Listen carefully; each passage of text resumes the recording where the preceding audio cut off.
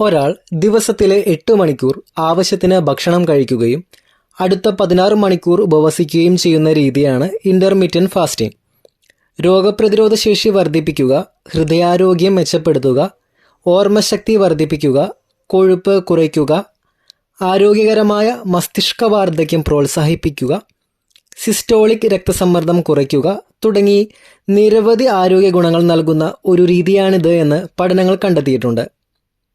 ഡോക്ടറുടെയോ ഡയറ്റീഷ്യൻ്റെയോ നിർദ്ദേശപ്രകാരം മറ്റു ആരോഗ്യ പ്രശ്നങ്ങളൊന്നുമില്ലാത്ത 18 വയസ്സിന് മുകളിലുള്ളവർക്കും പ്രായമായവരിൽ സമയം പരിമിതപ്പെടുത്തിയും അനുവർത്തിക്കാൻ കഴിയുന്ന ഒരു രീതിയാണിത്. മെറ്റബോളിസം. ശരീരത്തിലെ 2 പ്രധാന പ്രക്രിയകളായ കാറ്റബോളിസവും അനബോളിസവും കൂടിച്ചേരുന്നതാണ് മെറ്റബോളിസം.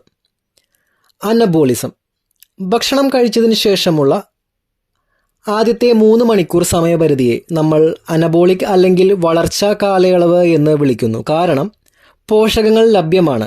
ശരീരത്തിന് അവ കത്തിക്കാനും അവ ഉപയോഗിച്ച് പേശി വളർത്താനും അല്ലെങ്കിൽ സംഭരിക്കാനും കഴിയും.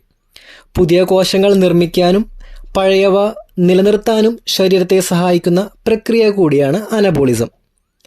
ലളിതമായ തന്മാത്രകളിൽ നിന്നും സങ്കീർണമായ തന്മാത്രകളും സംയുക്തങ്ങളും നിർമ്മിക്കുന്നതിനെയാണ് അനബോളിസം എന്ന് പറയുന്നത്.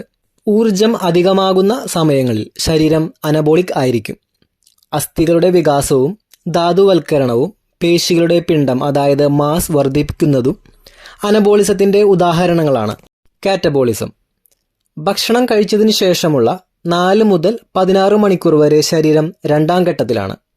കാറ്റബോളിക് ഘട്ടം അല്ലെങ്കിൽ ബ്രേക്ക് ഡൗണിലേക്ക് മാറുന്നു. സംഭരിച്ചിരിക്കുന്ന പോഷകങ്ങൾ ഉപയോഗിക്കുന്ന അവസ്ഥയിലേക്ക്. സംഭരിച്ചിരിക്കുന്ന എല്ലാ പോഷകങ്ങളും ശരീരം ഉപയോഗിക്കാനുള്ള അവസ്ഥയാണിത്. ഊർജം പുറത്തുവിടുന്നതിനായി നാം കഴിക്കുന്ന ഭക്ഷണത്തെ സംയുക്തങ്ങളും തന്മാത്രകളുമായി വിഘടിപ്പിക്കുന്ന പ്രക്രിയയാണ് കാറ്റബോളിസം. എല്ലാ ശാരീരിക ചലനങ്ങൾക്കും ഈ ഊർജമാണ് ഉപയോഗപ്പെടുത്തുന്നത്. കുറഞ്ഞ ഊർജ്ജലഭ്യതയുള്ള സമയങ്ങളിൽ കാറ്റബോളിക് ആയിരിക്കും. പ്രോട്ടീനുകളെ അമിനോ ആസിഡുകളിലേക്കും ഗ്ലൈക്കോജൻ ഗ്ലൂക്കോസിലേക്കും ട്രൈഗ്ലിസറൈഡുകൾ ഫാറ്റി ആസിഡുകളിലേക്കും വിഘടിക്കുന്നത് കാറ്റബോളിക് പ്രതികരണങ്ങളിൽ ഉൾപ്പെടുന്നു. ഈ സമയങ്ങളിൽ ശരീരത്തിൽ നടക്കുന്ന പ്രക്രിയകളെ കൂടുതൽ ആഴത്തിൽ നമുക്ക് മനസ്സിലാക്കാം. ഭക്ഷണം കഴിച്ചതിന് ശേഷമുള്ള ആദ്യത്തെ 2 മണിക്കൂർ. ഭക്ഷണം കഴിച്ചതിന് ശേഷമുള്ള ആദ്യത്തെ കുറച്ച് മണിക്കൂറുകൾ ഭക്ഷണത്തെ സഹായകരമായ ശരീരവസ്തുക്കളാക്കി മാറ്റുന്നതിൽ ശ്രദ്ധ കേന്ദ്രീകരിക്കുന്നു. അതായത് കാർബോഹൈഡ്രേറ്റ്, പ്രോട്ടീൻ, ഫാറ്റ്. ഈ പ്രക്രിയ നമ്മുടെ രക്തത്തിൽ നിന്ന് കോശങ്ങളിലേക്ക് പഞ്ചസാര എത്തിക്കുന്ന ഹോർമോണായ ഇൻസുലിൻ്റെ അളവ് വർദ്ധിപ്പിക്കുന്നു.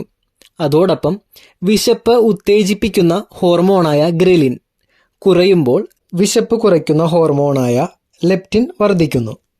3 മുതൽ 5 മണിക്കൂർ വരെ നമ്മുടെ ശരീരം എല്ലാം ദഹിപ്പിക്കാനും വിതരണം ചെയ്യാനും കുറച്ച് മണിക്കൂർ ചെലവഴിച്ചതിന് ശേഷം അത് ആഗിരണം ചെയ്ത ശേഷമുള്ള അവസ്ഥയിലെത്തുന്നു. ഇൻസുലിൻ അളവ് കുറയുന്നു. ശരീരം ഭക്ഷണത്തിൽ നിന്ന് സംഭരിക്കുന്ന അധിക പഞ്ചസാരയെ ഊർജമാക്കി മാറ്റാൻ തുടങ്ങുന്നു. അതോടൊപ്പം മനുഷ്യൻ്റെ വളർച്ചാ ഹോർമോണിൻ്റെ അളവ് വർദ്ധിക്കാൻ തുടങ്ങും. ഇത് കൊഴുപ്പ് കത്തിക്കുന്നത് പോലെയുള്ള ഉപാപചയ പ്രവർത്തനങ്ങളെ നിയന്ത്രിക്കുന്നതിൽ ഇത് ഒരു പങ്ക് വഹിക്കുന്നു.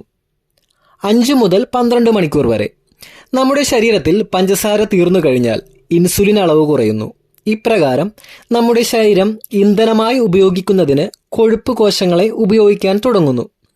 ഈ പ്രക്രിയ നമ്മുടെ ശരീരം കൊഴുപ്പ് ഊർജമായി കത്തിക്കാൻ തുടങ്ങുന്ന ഒരു ഉപാപചയ അവസ്ഥയായ കീറ്റോസിസിൽ എത്തുന്ന ഒരു നിർണായക ഭാഗമാണ്.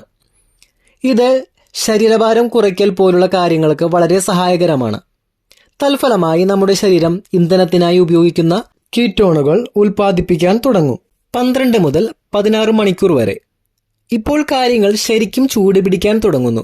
ഈ കാലയളവ് നമ്മുടെ കീറ്റോൺ ഉൽപ്പാദിപ്പിക്കുന്ന ഏറ്റവും ഉയർന്ന നിരക്കിൽ എത്തുന്നു. അതിനർത്ഥം നിങ്ങളിപ്പോൾ കീറ്റോസിസിലാണ്. ഇപ്പോൾ നമ്മുടെ ശരീരം അതിൻ്റെ പ്രധാന ഇന്ധന സ്രോതസ്സായി കൊഴുപ്പ് ഉപയോഗിക്കുന്നു. അതായത് ശരീരം കൊഴുപ്പ് കത്തുന്ന മോഡിൻ്റെ പൂർണ്ണ സ്വിങ്ങിലേക്ക് പ്രവേശിക്കുന്നു എന്ന്. ശ്രദ്ധിക്കേണ്ട കാര്യങ്ങൾ: 16 മണിക്കൂറിനപ്പുറം ഉപവാസം ശുപാർശ ചെയ്യുന്നില്ല. പ്രമേഹമില്ലാത്തവരിൽ അപൂർവമാണെങ്കിലും 16 മണിക്കൂറിലധികം നീണ്ടു നിൽക്കുന്ന ഉപവാസം അപകടകരവും കീറ്റോ അസിഡോസിസ് പോലുള്ള ജീവൻ അപകടപ്പെടുത്തുന്ന അവസ്ഥകളിലേക്ക് നയിക്കുന്നതുമാണ്. ദൈർഘ്യമേറിയ ഉപവാസങ്ങൾ നമ്മുടെ ശരീരത്തിന് ആവശ്യമുള്ളതുമായ എല്ലാ പോഷകങ്ങളും ലഭിക്കുന്നതിന് തടസ്സമായേക്കാം. എന്നാൽ ഇൻ്റർമിറ്റൻറ്റ് ഫാസ്റ്റിംഗ് എല്ലാവർക്കും വേണ്ടിയുള്ളതല്ല. ഇടവിട്ടുള്ള ഉപവാസം പരീക്ഷിക്കുന്നതിന് മുൻപ് നിങ്ങൾ ആദ്യം നിങ്ങളുടെ ഡോക്ടറുടെ നിർദ്ദേശം സ്വീകരിക്കേണ്ടത് ഉചിതമാണ്. ഇടവിട്ടുള്ള ഉപവാസം ആരംഭിച്ചതിന് ശേഷം അസാധാരണമായ ഉത്കണ്ഠ, തലവേദന, ഓക്കാനം അല്ലെങ്കിൽ മറ്റ് ലക്ഷണങ്ങൾ എന്നിവ അനുഭവപ്പെടാൻ തുടങ്ങിയാൽ ഡോക്ടറോട് സംസാരിക്കുക. 18 വയസ്സിന് താഴെയോ 60 വയസ്സോ അതിൽ കൂടുതലോ പ്രായമുള്ളവർ, ഇൻസുലിൻ എടുക്കുന്ന ടൈപ്പ് 1 പ്രമേഹമുള്ളവർ, ദഹന സംബന്ധമായ പ്രശ്നങ്ങൾ ഉള്ളവർ, അതുപോലെ ഗർഭിണികളോ മുലയൂട്ടുന്നവരോ ആയ സ്ത്രീകൾ ഇടവിട്ടുള്ള ഉപവാസം പരീക്ഷിക്കുന്നതിൽ നിന്ന് വിട്ടുനിൽക്കണം. ടൈപ്പ് 2 പ്രമേഹമുള്ളവരിൽ ഇടവിട്ടുള്ള ഉപവാസം സുരക്ഷിതമാണെന്ന് വർദ്ധിച്ചു വരുന്ന ക്ലിനിക്കൽ പരീക്ഷണങ്ങൾ കാണിക്കുന്നുണ്ടെങ്കിലും ടൈപ്പ് 1 പ്രമേഹമുള്ളവരിൽ പഠനങ്ങളൊന്നും നടന്നിട്ടില്ല.